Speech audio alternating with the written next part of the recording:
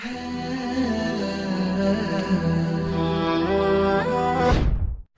name is Vasudha Tyagarajan. I'm a law student, actually. Firstly, I would like to thank you for giving us such an informative talk on terrorism and Islam. My question is, what do you think is the reason for the sudden increase in the number of terrorist organizations which are basically Islamic and they fight in the name of Islam? And since you say that Islam is giving the guidelines is that women, children, elderly people shouldn't be injured or killed, but there have been various bomb blasts and killings of women and children. What do you think is the reason for that? Thank you. The sisters asked a very relevant question, that what is the reason that there's increase in terrorist organization among the Muslims and so many bomb blasts, and especially when Islam says you should not kill children, etc. What is the reason? And that's a very good question. Personally, tell you again that personally I haven't met and interviewed any so-called 100% hardcore terrorist. I haven't met. But I can give the reasons, the logical answers why such thing may be happening. Number one, some people may really be terrorizing the innocent people. Some Muslims may be on the wrong track. They may not be following the guidance of the Quran. Like you have black sheep in every community. One of the number one terrorists of human history, who it is? It is Hitler. He has incinerated 6 million Jews. So can I blame Christianity for that? Hitler was a Christian. So I can't say because Hitler incinerated 6 million Jews, therefore Christianity says that you have to. He alone, if you add up all the terrorist organizations put together, I doubt whether they'll reach 6 million. One individual alone. Again, Mussolini. Mussolini is a Christian. So just because Mussolini killed thousands of innocent people, that does not mean I can blame Christianity for that.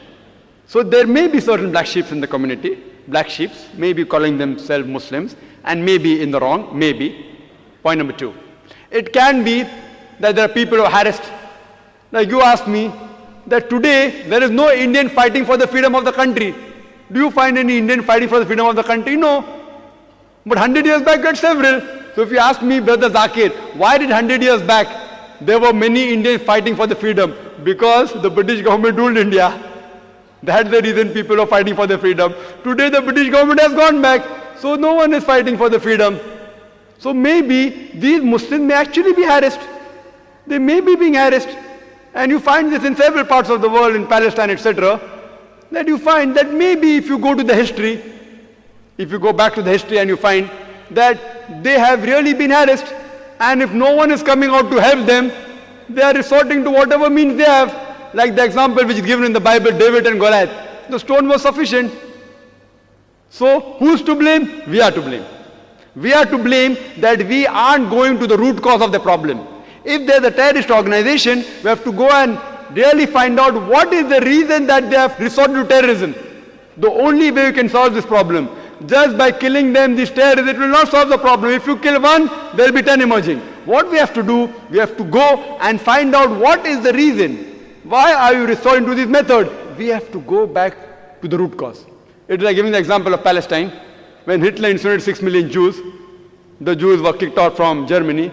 And the Palestinians, they said, Ahlan wa sahlan, you are our cousins, come and join us. It is like I tell a stranger that if you have a problem, come and stay in my house. After a few years, he kicks me out of the house. And when I start making a noise outside my house, that see, these people have entered my house, so you call me a terrorist. Am I a terrorist? I was welcome a person is a stranger. Just as a human brother, I got him to the house. After a few months, he kicks me out, and when I say that I want my house back, you say that I'm a terrorist. Who's to blame? We are to blame. We are to blame. We have to find out that what is the cause of the problem.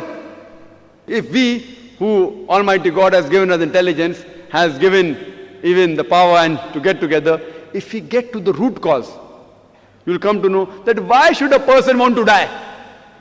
Who would like to die? Who would like to die? A person who says that I say I'm going to get killed, so why not I die and take somebody else also? So if you ask the psychologists, they will tell you the root causes. We have to go and ask these people that why are doing all this, and many a times we'll find out that the truth is lying behind it.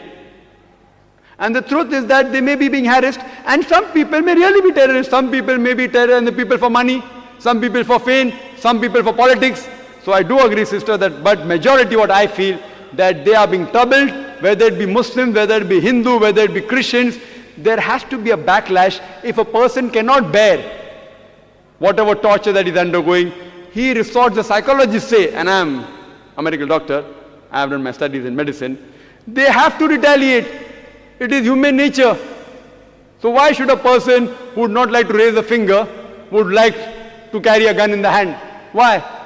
So what we have to do, we have to find the root cause and try and solve this problem. That's the only way we can see to it that these terrorizing the innocent people will stop and all human beings can live together as one brotherhood.